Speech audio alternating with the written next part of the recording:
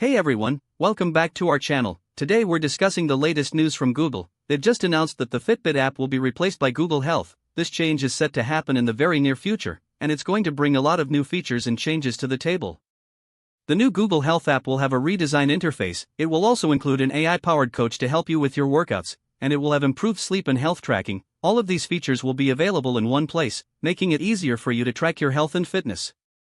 The Google Health app will also support tying into Apple Health, which means you'll be able to use an Apple Watch with the Google Health app. This is a big deal, as it will give you more flexibility when it comes to choosing a smartwatch. In terms of design and build, the Google Health app will have a new look and feel. It will be more intuitive and easier to use. The app will also be more integrated with other Google services, such as Google Fit, which will be merged into the Google Health app. When it comes to specs and performance, the Google Health app will be able to track a wide range of health and fitness metrics, including your daily activity, sleep, and nutrition. It will also be able to track your workouts and provide you with personalized recommendations to help you improve your health and fitness.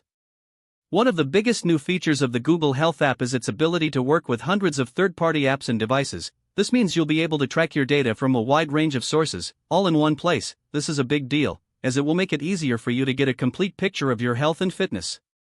There have been some rumors and leaks about the Google Health app, but it seems like most of the information that's been leaked is accurate. We'll have to wait and see how the app performs in real-world use, but so far, it's looking like a big improvement over the Fitbit app.